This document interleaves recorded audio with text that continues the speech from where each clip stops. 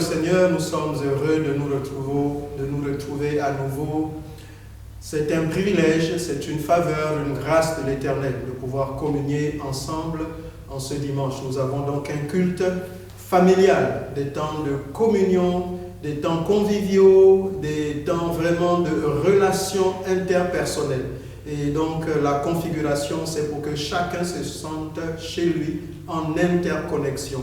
Nous voulons vraiment vous proposer d'être à l'aise et pendant ces moments que nous vous proposons, pendant ces moments pour adorer le Seigneur, pour nous réjouir dans sa présence. Je suis entouré d'hommes et de femmes merveilleuses que le Seigneur utilise puissamment dans le ministère. Et je voudrais vous présenter le pasteur Laure Nzouti qui est avec nous ce matin. À côté d'elle, la sœur Ornelia. Et puis j'ai la sœur Livia, Madame Zogeminza, que nous avons le plaisir d'accueillir encore ici ce matin. Et bien à côté de moi, la sœur Imelda, la petite sœur Imelda. Elle est grande et petite. D'accord? En fait, elle est grande et petite dans son jeune âge. Et j'ai aussi un serviteur de Dieu avec nous. On ne le voit pas toujours, mais il est très efficace lorsque nous voulons adorer le Seigneur. Il est celui qui pose le décor instrumental. C'est le frère Ivan. C'est le frère Ivan. Il va nous accompagner. Ivan qui nous salue. Très bien. Nous sommes heureux de nous retrouver. Et là où vous êtes chez vous, nous sommes avec vous. Nous voulons vous saluer individuellement, chacun pour sa part, frères, sœurs, hommes, femmes, enfants. Nous voulons célébrer le Seigneur ensemble. Que ce soit des moments vraiment de relaxation, que ce soit des moments simples. Il n'y a pas de protocole. Nous voulons d'ores et déjà prendre le temps de communier, de rentrer. Je vous propose donc la prière pour commencer. De là où vous êtes, chez vous, priez avec nous. Nous voulons remettre ces moments au Seigneur. Prions ensemble. Seigneur, notre Dieu, notre Père, nous te bénissons dans le nom de Jésus. Merci Seigneur pour ce que tu es. Merci au Dieu pour ce que tu fais. Laisse que ton nom soit sanctifié, que la gloire soit à toi. Nous voici, Seigneur.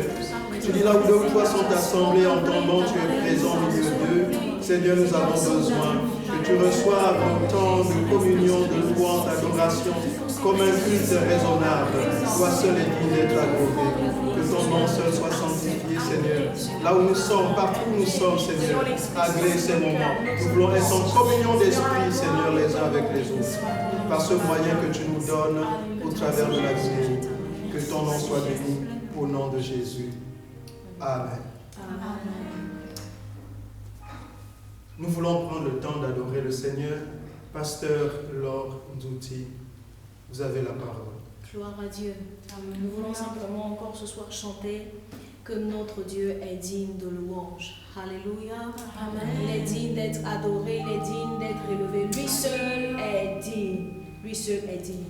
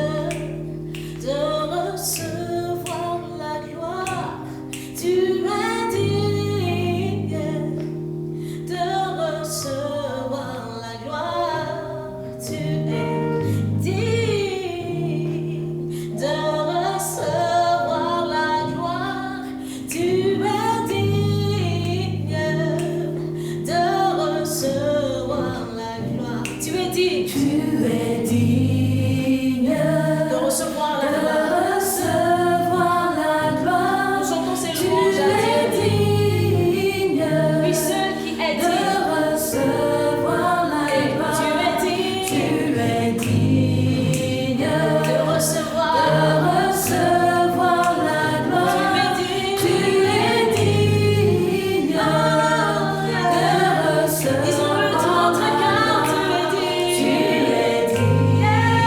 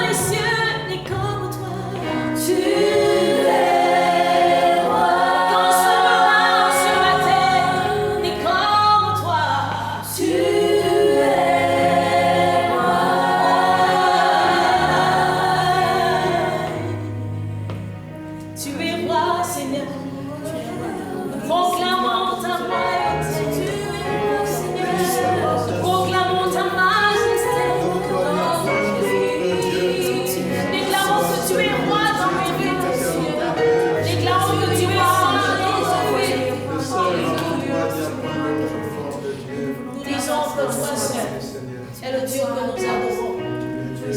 Et nous voulons te voir régner dans toutes les sphères de notre existence. Nous voulons te voir régner dans toutes les sphères de notre existence. Règne dans nos vies. Règne dans nos cœurs. Règne dans les nations. Alléluia. Règne dans ton église. Alléluia. Règne dans les foyers désirants. Règne dans les familles. Règne, Seigneur. Oui, Seigneur. Que ton règne vienne, Seigneur. Nous voulons voir le roi régner. Nous voulons voir le roi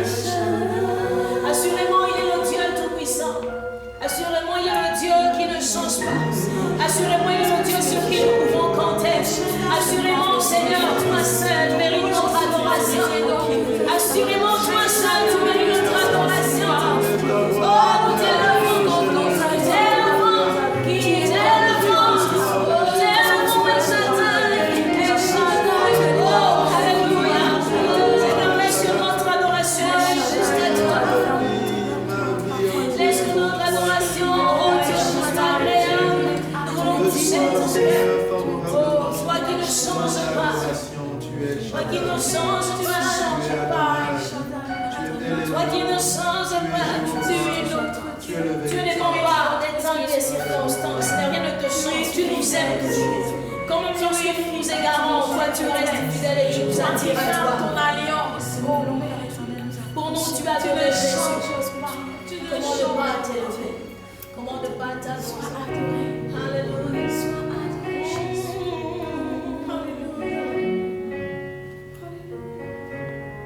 Tu es Dieu, tu es roi, tu ne changes pas, Rabbi. Tu es Dieu, tu es roi, tu ne changes pas, Rabbi.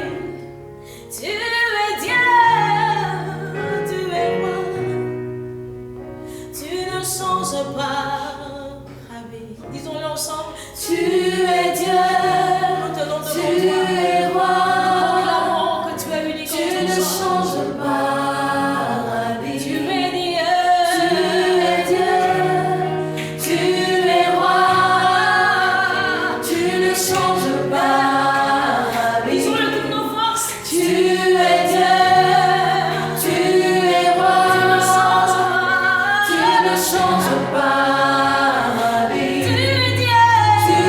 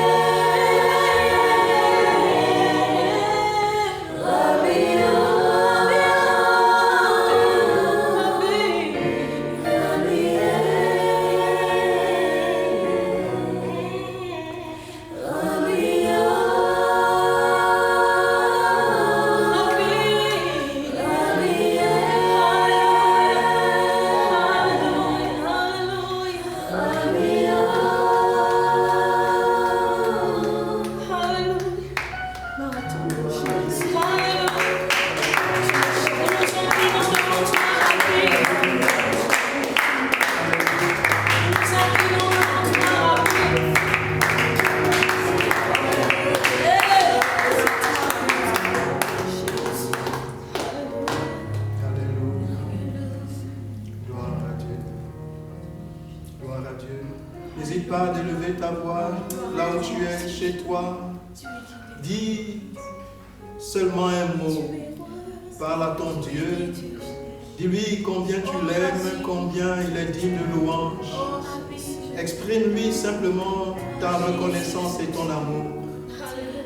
Chacun avec ses mots, chacun avec ses paroles, puisse exprimer son adoration, sa louange à ce rabbi Dieu d'éternité, Dieu de toute éternité. Seigneur, béni soit ton Saint-Nom. Quel privilège que de t'appartenir, quel privilège que de te connaître, Seigneur. À qui d'autre irions-nous? C'est toi qui es la vie, le mouvement est, c'est toi qui es le véritable. En dehors de toi, il n'y a point d'autre. Tu es le chemin, la vérité, la vie. Quelle faveur, Seigneur, tu nous as faite. Quelle faveur tu nous as faite. Quelle faveur, éternel Dieu, que d'être appelé enfant de Dieu. Seigneur, merci pour le sacrifice de Jésus sur la croix. Nul n'est semblable à toi. Ton amour nous confond, ton amour nous fait fondre, éternel Dieu, dans notre ego, dans nos considérations. Seigneur, ton amour nous brise et nous façonne et nous remodèle, nous donne une forme, éternel Dieu, la forme que tu t'es choisie pour nous. C'est cela que nous voulons refléter. À toi seul la gloire, oh Dieu, dans le nom de Jésus. Merci Seigneur. Amen. Amen. Gloire à Jésus. Acclamons encore le Seigneur. Gloire à Jésus.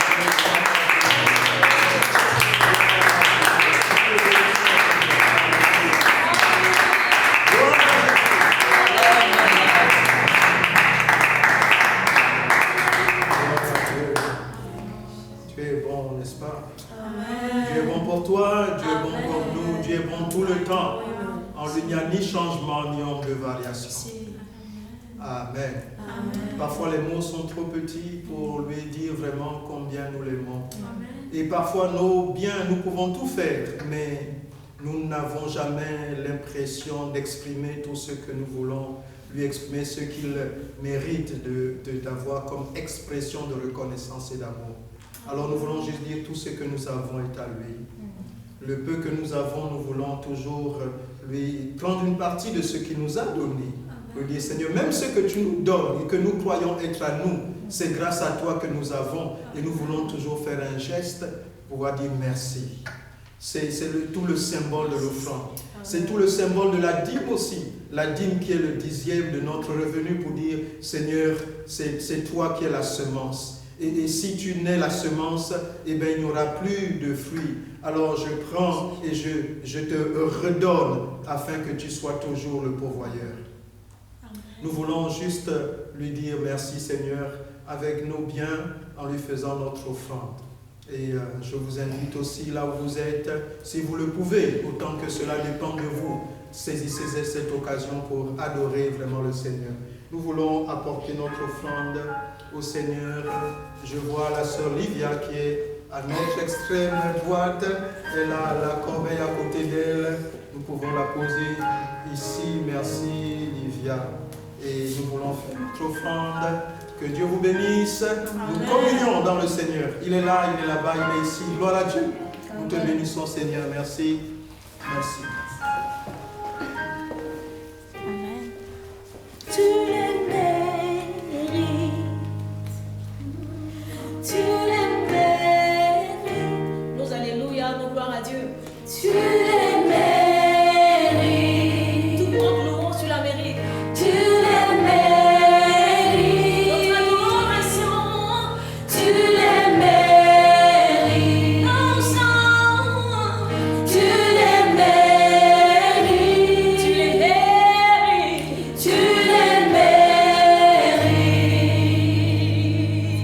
Tu les mérites.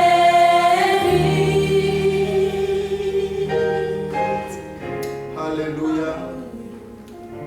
On peut demander à la sœur Imelda de bien vouloir rendre grâce à Dieu pour ses offrandes. Vous pouvez désigner quelqu'un aussi là où vous êtes pour rendre grâce à Dieu pour les offrandes. Nous prions en même temps avec la sœur Imelda et en même temps avec toi qui es désigné à la maison pour rendre grâce à Dieu. Nous communions et nous apprenons à être participatifs à ce culte. Alors rendons grâce à Dieu pour ces offrandes.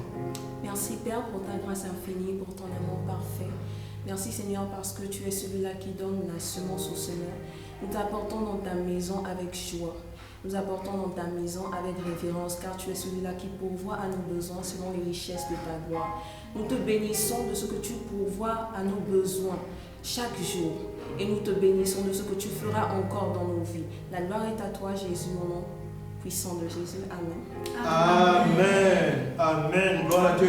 Amen aussi à ta prière à la maison. Nous rendons grâce à Dieu. Amen. Alléluia. Acclamons le Seigneur.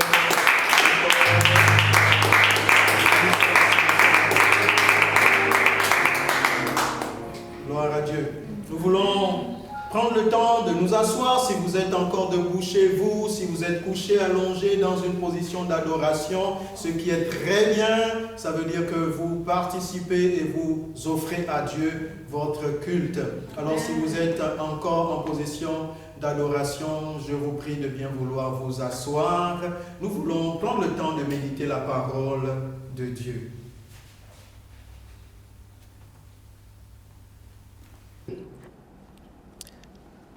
La Bible dit, la foi vient de ce que l'on entend.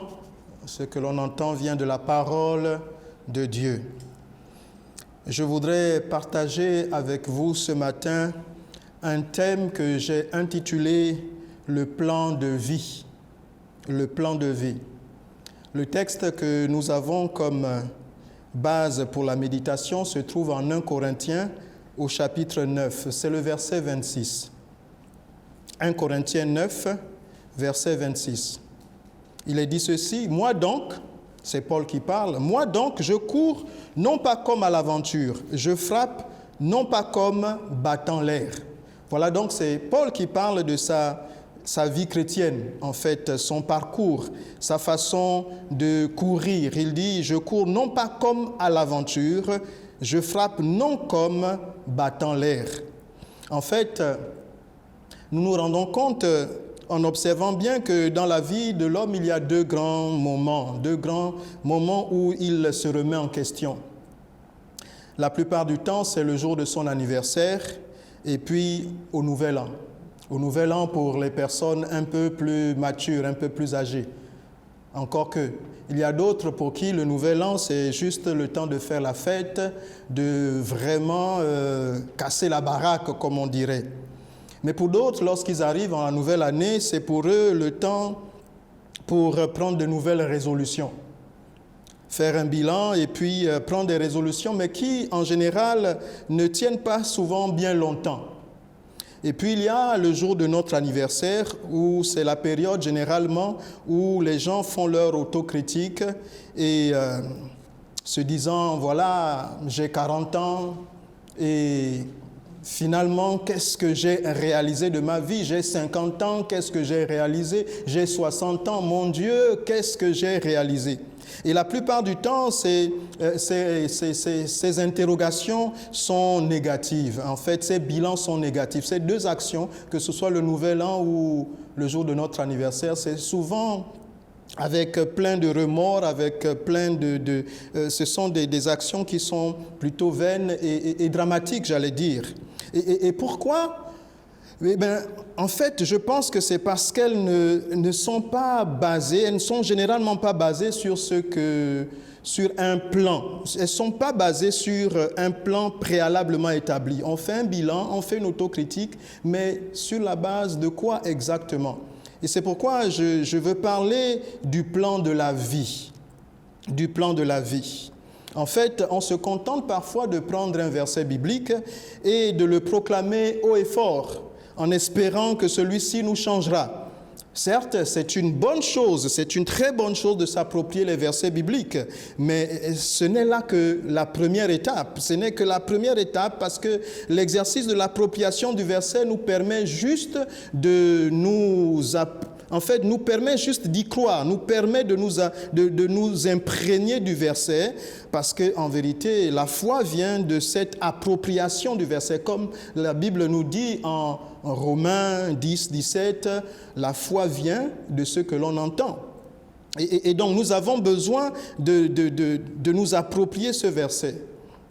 Et donc, mais en clair, si la Bible dit en Job 22, 28, « À tes résolutions répondra le succès », juste le proclamer haut et fort le 1er janvier ne suffira pas pour faire de nous un champion le 31 décembre. En vérité, en plus de simplement y croire, il faudrait aussi s'entraîner pour devenir un champion. Il faudrait s'entraîner. Et c'est de cet entraînement-là, en fait, c'est cet entraînement que nous appelons le plan de la vie, le plan de vie. C'est comment faire pour arriver à l'accomplissement de nos objectifs. Le plan de vie, en fait, c'est pour le croyant ce que le plan d'action est pour une entreprise. Le plan de vie. Vous savez, pour définir un peu le plan d'action par rapport à l'entreprise, le plan d'action, c'est un document interne pour les entreprises qui définit une stratégie, la stratégie à appliquer pour arriver à des résultats voulus. Donc, il s'inscrit dans un processus souvent à 3 temps. Il comprend donc la première phase qui est l'élaboration, et puis une phase de mise en œuvre, et puis une phase d'évaluation. En fait, le plan d'action peut toucher plusieurs domaines, plusieurs problématiques de l'entreprise. Ça peut être le problème organisationnel, on va faire un plan d'action pour l'organisationnel. Ça peut être un problème commercial, ça peut être un problème marketing. Comment avoir de meilleurs résultats vis-à-vis de notre clientèle. Donc, un plan d'action pour l'entreprise, il faudrait donc aussi un plan d'action pour notre vie. Or, nous nous contentons trop souvent de tirer des bilans sans avoir de plan d'action. Et c'est de ce plan de vie-là dont j'aimerais parler en quelques points, juste 4 petits points essentiels. Sinon, nous pourrons prendre le temps à d'autres occasions d'approfondir davantage. Mais j'aimerais juste poser 4 petits points essentiels pour ne pas juste nous retrouver à être insatisfaits de notre vie chrétienne, parce que justement, nous ne savons pas, nous n'avons pas de plan de vie. Si nous n'avons pas de plan de vie, nous risquons d'être, j'allais dire, trop durs avec nous-mêmes. Et nous devons en fait savoir comment ça marche. Les entreprises, on nous dit qu'il n'y a que 5% des entreprises qui sont créées qui finissent par être vivantes et viables après juste 2 ans. La plupart, 95% des entreprises meurent dans les 2 premières années de leur création. Je n'ose pas faire de prolongement, de parallèle avec la vie chrétienne. Je ne vais pas dire que 95% des chrétiens, après 2 ans, renoncent à leur vie, leur engagement. Mais pour ce qui est de nos projets, pour ce qui est de nos objectifs, pour ce qui est de notre plan, qu'en est-il vraiment? La première chose que je veux déjà suggérer, c'est 1, et vous devez l'écrire, 1, écrivez 1, la vision doit être écrite. 1, la vision doit être écrite. En vérité, la première chose déjà, c'est que nous n'aimons pas écrire. Nous avons des idées de ce que nous voulons de notre vie, mais nous ne l'écrivons pas. Nous avons des rêves, nous avons des projets, mais nous ne les écrivons pas. La première chose, c'est que la vision soit écrite. Même Dieu a écrit. Même Dieu a écrit. La première chose que Dieu a faite, il ne s'est pas contenté de dire à Moïse, va dire à mon peuple. Il ne s'est pas contenté de parler sans cesse à Moïse. Mais à un moment, il a pris Moïse et il lui a inscrit les tables de la loi. Il a gravé les tables de la loi. Et pour amener ensuite à son peuple, pour dire, voici ce que dit l'Éternel. C'est à partir de cela que nous allons fonder, que nous allons construire. Dieu dit des choses, mais elles ne doivent pas rester juste mystérieuses. Elles ne doivent pas rester mystiques. Elles ne doivent pas rester inatteignables. Et donc nous faisons de la vie chrétienne quelque chose de tellement mystique qu'il faudrait le prophète toujours pour nous dire qu'est-ce que nous devons faire demain. Alors que Dieu a tout écrit dans un plan. Et si nous prenons le temps d'écrire, nous aurons certainement moins de sarcasme, moins de gymnastique, moins de torture à entreprendre pour mener notre projet à bon terme. Le Seigneur, il y a plusieurs textes qui nous montrent qu'il faudrait écrire la vision. Habakkuk, chapitre 2, verset 2, dit ceci: « L'Éternel m'adressa la parole et dit, écris la prophétie, grave-la sur des tables, afin qu'on la lise couramment. » Écris la prophétie, écris-la afin qu'on la lise couramment. Jérémie 30, verset 2 dit, « Ainsi parle l'Éternel, le Dieu d'Israël, écris dans un livre toutes les paroles que je t'ai dites. » Écris-les. Vous allez me dire, mais si on ne sait pas écrire, pasteur, si on ne sait pas écrire, il faut écrire. Oui, parce que Dieu n'a pas donné d'autre alternative. Il faut écrire. Ce n'est pas forcément du français, mais tu dois écrire. Tu dois mettre quelque chose qui va te rappeler. Au début, lorsqu'il devait s'en souvenir, il dressait des stèles en souvenir, il dressait des autels. Il faut poser des actes, il faut graver, il faut écrire quelque chose. Vous savez, en fait, des statistiques disent que nous oublions 97% de ce que nous entendons après seulement 72 heures. Après seulement 72 heures, 97% de ce que vous avez entendu a été oublié. Donc, il faudrait pouvoir écrire. Il faudrait pouvoir écrire. Pour moi, je vais vous dire quelque chose pour comprendre un peu ce qu'est une vision non écrite. J'ai noté ceci: une vision non écrite est comme un chant fredonné dans notre cœur. Une vision non écrite, notez-le, une vision non écrite est comme un chant fredonné dans notre cœur. Vous voyez, lorsque vous fredonnez un chant, vous êtes convaincu que vous le connaissez. Vous avez l'air, vous le fredonnez, vous le connaissez. Mais commencez à essayer de verbaliser les paroles, de les extérioriser. Chaque fois que j'ai un chant dans mon cœur, je le chante bien et puis je m'approche d'un chant, je dis, est-ce que tu peux m'aider à chanter ce chant qui fait un peu comme ça? Et puis le chant est perdu. Moi je sais au-dedans de moi, mais le chant ne sait pas de quel chant je parle et il va m'entonner un autre, mais ce n'est pas ce dont je voulais parler. Pourquoi? Parce que ce n'est pas écrit. Si je pouvais juste lui tendre le cantique avec les paroles, il n'aurait pas de gymnastique à faire. Parce que, mais tant qu'on n'a pas écrit, ça a l'air évident en nous, mais ce n'est pas véritablement bien ancré. En fait, une vision non écrite, c'est comme un chant fredonné. C'est approximatif. Vous ne le maîtrisez pas, vous croyez que vous maîtrisez, jusque quand vous aurez écrit la vision. Tu ne peux pas avoir une vie chrétienne non écrite. Tu ne peux pas avoir de projet non écrit. Il faudrait écrire tes projets.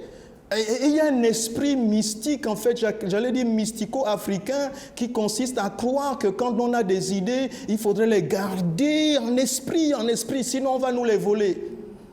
Et c'est contraire à la logique de Dieu, j'allais dire. C'est pourquoi beaucoup d'Africains, je préfère dire beaucoup d'Africains sont en retard, parce qu'ils n'aiment pas écrire. En fait, j'espère que je parle à quelqu'un. Nicolas Boileau des Préaux dira: ce que l'on conçoit bien s'énonce clairement et les mots pour le dire arrivent aisément. Donc lorsque nous avons la vision et que nous commençons à l'écrire, nous savons vraiment, nous finissons par comprendre la vision quand on l'écrit. Ta vie peut être approximative parce que tu la rêves seulement, tu ne l'as pas écrite. Ta vie est approximative. Plusieurs chrétiens n'arrivent pas à expliquer leur foi. C'est des chrétiens qui sont exposés à tout vent de doctrine. Ils sont chrétiens, ils vont à l'église, mais ils ne peuvent pas t'expliquer exactement, bon, Jésus, c'est quoi la différence entre Jésus, Dieu, le Saint-Esprit? Oh, non, c'est pas clair. C'est quoi la différence entre, pourquoi est-ce qu'on se baptise? Pourquoi est-ce que... C'est pas clair. Quand c'est pas clair, c'est juste un chant fredonné. C'est juste un chant. Ta vie chrétienne est un chant fredonné. Et c'est pourquoi, quand tu vas arriver à ton anniversaire, tu vas encore te poser la question, tu crois que tu maîtrisais, mais tu n'as rien obtenu. Oui, non, il faudrait avoir un projet. Josué dit que ce livre de la loi ne s'éloigne point de ta bouche, médite-le jour et nuit pour agir fidèlement selon tout ce qui est écrit, car c'est alors que tu auras du succès dans tes entreprises, c'est alors que tu réussiras. Il faudrait que tu médites le livre sur ce qui est d'abord écrit. Tu médites sur ce qui est écrit. Ensuite, tu auras du succès dans tes entreprises. Il y a ensuite une entreprise, il y a une initiative, il y a une élaboration. Le deuxième point que je veux partager avec vous, c'est vous notez, la ressource doit être garantie. La ressource doit être garantie. Alors vous avez la vision, mais il faudrait avoir l'assurance, la certitude de la ressource. Vous allez aller jusqu'où? Vous avez besoin de quoi exactement? Et la première chose qu'un pilote, le pilote d'un avion, la première chose que le pilote d'un avion dont il se rassure, vous savez c'est quoi? C'est qu'il a suffisamment de kérosène pour arriver à bon port, n'est-ce pas? Un pilote ne va pas démarrer son avion sans avoir vérifié. Ce serait la catastrophe. Ce serait la catastrophe si en plein vol on est en panne sèche. Vous imaginez un avion en panne sèche. Waouh! C'est la catastrophe, c'est la catastrophe assurée, n'est-ce pas? C'est le crash assuré. Il n'y aura pas miracle. Bon, on peut prier pour que l'avion... Dieu est capable de faire des choses extraordinaires, mais il préférerait en fait que tu aies à veiller à ce qu'il ait du kérosène plutôt que tu pries une fois en l'air pour dire au Seigneur de garder l'avion. Donc, nous devons nous arranger à veiller à ce que nous ayons suffisamment de ressources. Mais nous savons que la véritable ressource, c'est Christ Jésus. La ressource inépuisable, intarissable. Donc, s'assurer que nous sommes vraiment connectés à la ressource et que nous saurons comment faire pour en avoir. Nous ne pouvons pas nous planifier dans des projets. Nous voulons obtenir, Seigneur, et nous prions pour être, je ne sais quel exemple prendre, mais je veux être un entrepreneur dans tel ou tel domaine, mais je n'en ai pas les capacités. Je m'engage. Et puis ensuite on dit, je croyais Seigneur que tu m'avais appelé à cela, mais finalement tu m'as abandonné. Non, mais parce que vous n'avez pas mesuré la dépense. Nous nous engageons dans trop de choses sans mesurer la dépense. Il faudrait s'assurer de la ressource pour notre projet. Donc le projet de vie doit être planifié. En parlant de planification, pour faire court, je disais, j'aborde juste les points, je jette quelques grains pour vous permettre d'aller davantage creuser, pour vous permettre davantage de développer. Et je crois, avec la grâce de Dieu, que ces choses, nous pouvons revenir dessus dans nos cellules des maisons, que le Seigneur nous a donné de préparer. Et ces temps-là sont des temps juste pour défricher le chemin, afin de nous donner d'être encore mieux organisés pour être des chrétiens aguerris, des chrétiens matures. Le troisième point, c'est, notez, la stratégie doit être élaborée. Le plan de vie, nous avons dit, dites avec moi, là vous êtes, si vous me suivez, je peux vous entendre, de la télévision jusqu'ici, je peux vous entendre. La vision doit être écrite. 2, la ressource doit être garantie. 3, la stratégie doit être élaborée. Donc la stratégie, c'est comment est-ce que tu vas arriver. On n'arrive à rien dans la vie si ce n'est qu'avec... En fait, plusieurs personnes pensent que nous sommes bloqués. Elles sont bloquées parce qu'elles ont leur grand-père qui les a bloquées. Ouais. Je ne réussis pas parce que mon grand-père m'a bloqué. Parfois, c'est parce que tu n'as pas de stratégie pour réussir. Tu n'as pas mis un plan de déblocage, en fait. Peut-être que ton grand-père t'a bloqué, mais quel est le plan maintenant pour débloquer ce que le grand-père a bloqué? Amen. Il faudrait pouvoir mettre le plan en route et d'abord avoir une vision, nous avons dit. Et puis ensuite ici, c'est la stratégie qui doit être élaborée. Dans la vie, nous avons plusieurs formes de plans. Les plans peuvent être de différents domaines. Comme dans une entreprise. Bon, le plan de vie peut toucher, par exemple, à un aspect particulier. Comment est-ce que j'ai comme projet de comment gagner ma famille au Seigneur? Comment gagner ma famille au Seigneur? Tu peux prier dans ta chambre, mais ensuite il faut une stratégie. Tu peux prier pour que ta famille soit gagnée au Seigneur, mais il faudrait une stratégie. Tu dois ensuite poser des actes. Et ça ne doit pas se contenter juste de prier et puis ensuite d'être déçu. Et puis quand tu es seul, tu les traites de gros païens. Non, il y a une stratégie. Tu dois mettre une stratégie en place et ça peut faire l'objet encore de toute une autre réunion, de tout un autre enseignement. C'est juste pour vous donner les grands principes, pour dire que je ne peux rien faire sans organisation, sans plan. Dieu a un plan. La Bible, quand on lit la Bible, même pour nous, hommes, Dieu a un plan pour nous et ce plan, il a mené avec stratégie. Lorsque nous allons avoir le projet de prier pour nos familles, nous ne devons pas nous contenter juste de prier, nous devons poser des actes. Si vous voulez avoir comment réussir ma vie de couple, ça demande aussi un plan stratégique, ça demande un plan élaboré. Ça ne suffit pas juste de prier chacun de son côté. Vous devez avoir un plan pour réussir. Comment grandir spirituellement? Il faudrait savoir. Comment est-ce que je fais pour grandir spirituellement? Comment accomplir le plan de Dieu pour ma vie? Donc ça prend toute une élaboration stratégique. Une élaboration stratégique. Il faudrait s'arrêter un instant, se poser la question, avant d'arriver au 4e point. Il faudrait donc avoir élaboré ce plan, réunir tous les éléments et donc dire voici ma stratégie de comment je vais y arriver. Et quand on a posé cette stratégie, je disais que je ne fais que poser ici les grands points. Quand on a posé cette stratégie, nous pouvons arriver au 4e point, le dernier. Déjà, quelque chose que je dois ajouter sur la stratégie à élaborer. Nous sommes christocentriques, nous avons toujours Christ, toujours dans tout ce que nous faisons. Donc l'esprit, notre état d'esprit doit toujours être l'homme seul n'aboutit à rien. Jean 6, 63 dit l'homme seul n'aboutit à rien, c'est l'esprit qui vivifie. Donc quand on élabore, en même temps, on doit comprendre que dans tout ce que je vais faire, je compte sur la faveur, la grâce de Dieu, l'intervention divine. Un homme de foi marche par la foi. Or, sans la foi, il est impossible de lui être agréable. Or, sans la foi, il est impossible de lui être agréable. Les savants, les intelligents de ce monde ont appris à penser sans Dieu. Ils font des stratégies, ils font des élaborations, ils font des plans marketing sans l'esprit.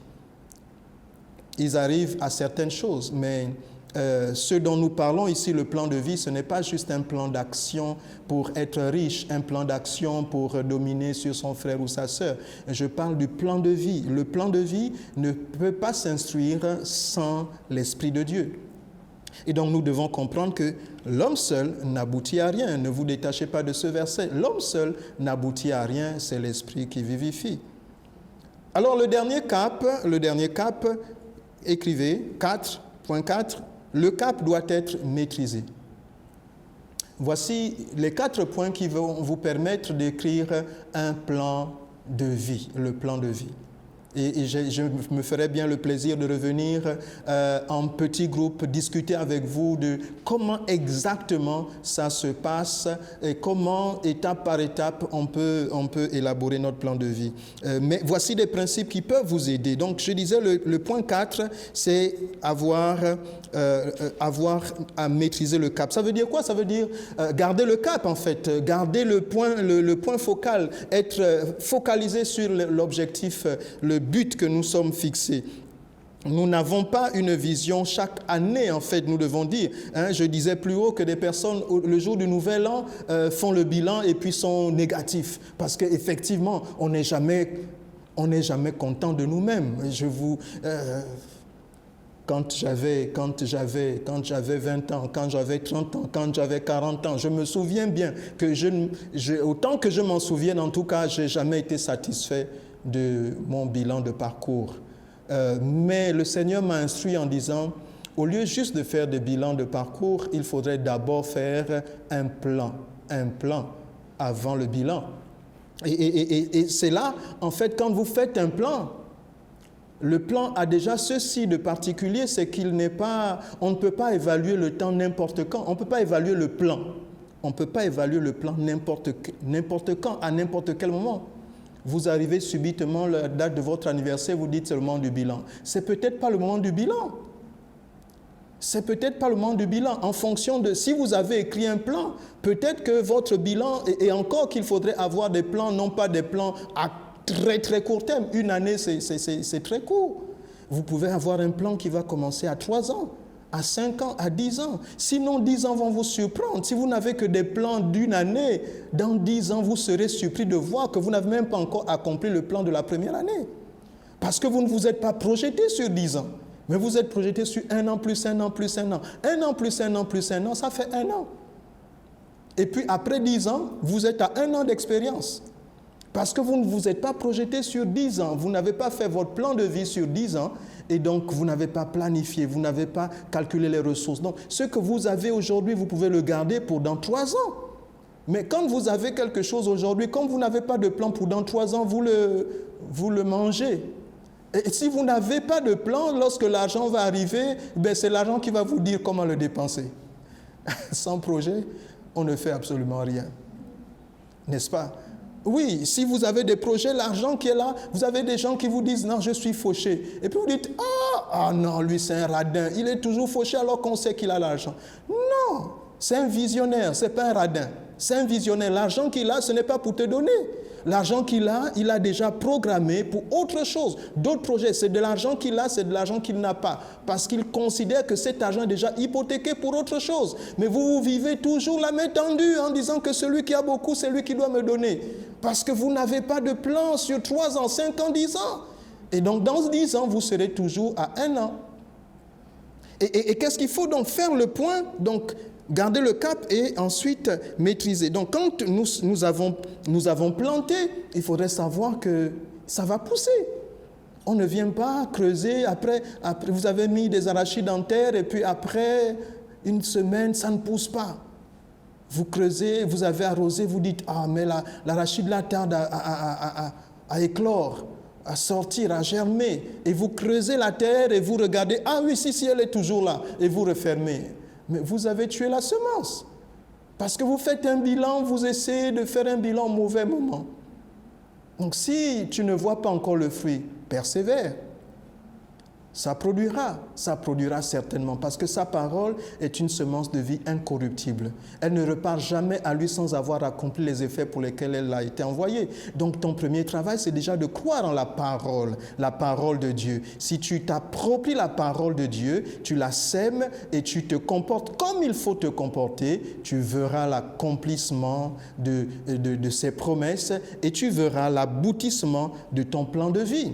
Je t'encourage vraiment à avoir un plan de vie. Dès maintenant, avoir un plan de vie et non pas courir comme battant l'air. C'est ce que Paul dit. Je ne cours pas comme battant l'air. Je ne cours pas comme à l'aventure.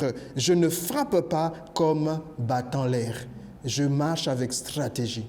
Je t'invite à marcher avec stratégie, à mener ta vie chrétienne avec stratégie. Et si tu n'as pas encore mis Christ devant, je t'assure que Christ Jésus, c'est la ressource intarissable. Tu peux commencer ton plan de vie avec Christ Jésus à la base, c'est fondamental. La maison bâtie sur le roc pourra résister à toute forme de tempête et d'intempérie. Mais si tu bâtis sur le sable, la Bible dit, la tempête, une fois elle va souffler, ta maison s'écroulera. Je t'invite à bâtir sur Christ Jésus le roc et à mener et à avoir un plan de vie. Qu'au nos têtes, nous allons prier.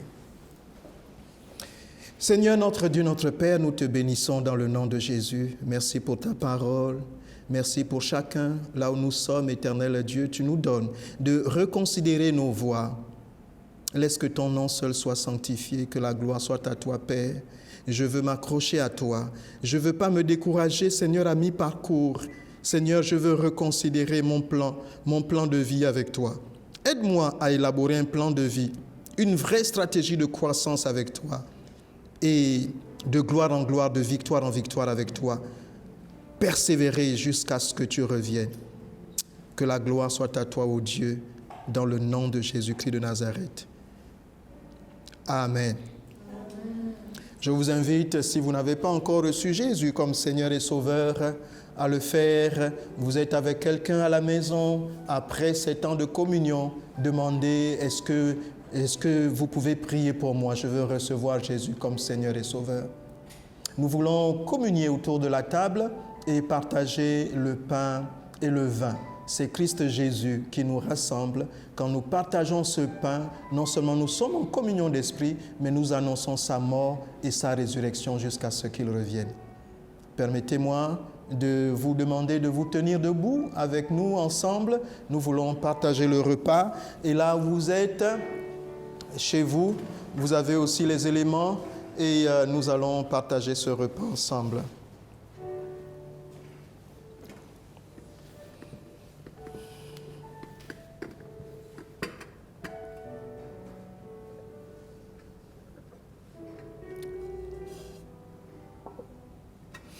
C'est vraiment un mystère, le pain qu'il est, lui, le pain venu du ciel. Christ Jésus, il a donné son corps pour être livré pour nous afin que nous ayons la vie, pour que nous ne soyons plus seuls, mais que nos projets réussissent parce que lui, nous l'avons invité dans notre barque. Et ne peuvent s'approcher de ce repas que les initiés, des personnes qui l'ont vraiment reçu, qui comprennent le sens de sa mort et de sa résurrection, qui croient de tout leur cœur que Christ Jésus est le Fils de Dieu, qu'il est mort et ressuscité pour leurs péchés. C'est ceux-là qui sont invités à cette table et qui peuvent en comprendre le mystère. Laissez-moi prier. Notre Dieu, notre Père, nous te bénissons dans le nom de Jésus. Merci pour ce pain qui est ton corps et ce vin qui est ton sang. Alors que nous le prenons, nous faisons alliance avec toi. Nous annonçons ta mort et ta résurrection jusqu'à ce que tu reviennes. Nous croyons que tu es le Fils de Dieu, mort et ressuscité pour nos péchés, afin que nous vivions par toi, pour toi, en toi, avec toi. Laisse que ton nom seul soit sanctifié. Au nom de Jésus-Christ de Nazareth, nous avons prié. Amen. Là où vous êtes, alors, il y a quelqu'un qui est de service et qui partage le pain. Et je veux partager ici le pain et le vin.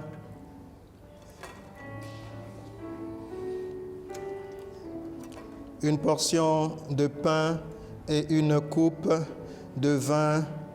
Nous voulons communier tous ensemble. Également avec Ivan et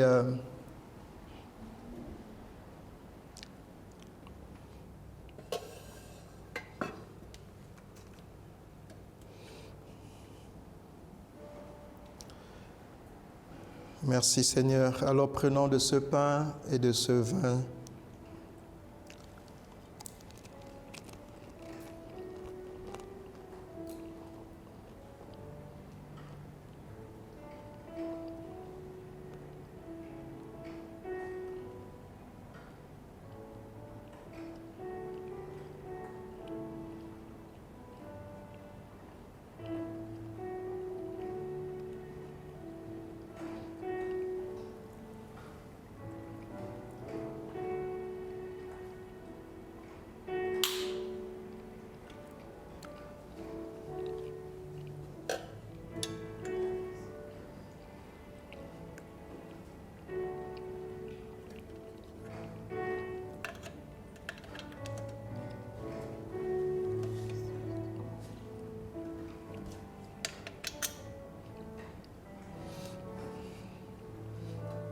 Vous êtes salués là où vous êtes chez vous. Nous vous saluons, nous faisons de gros bisous fraternels en Christ Jésus. Merci pour ces temps de communion et nous croyons que le Seigneur nous unit pour des temps comme ceux-ci. Soyez bénis chez vous et que la faveur de Dieu soit votre partage. Qu'il vous bénisse au départ, à l'arrivée. Nous voulons dire encore Deutéronome 6, 4 à 9. Je le crois et je le déclare, l'Éternel est le seul Éternel.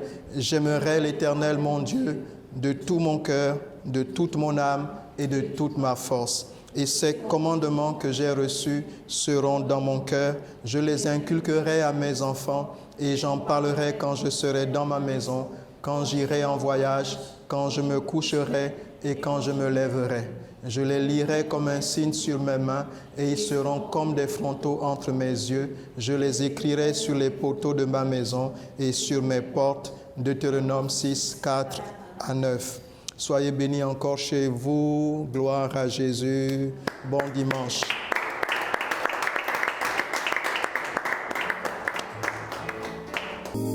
Personne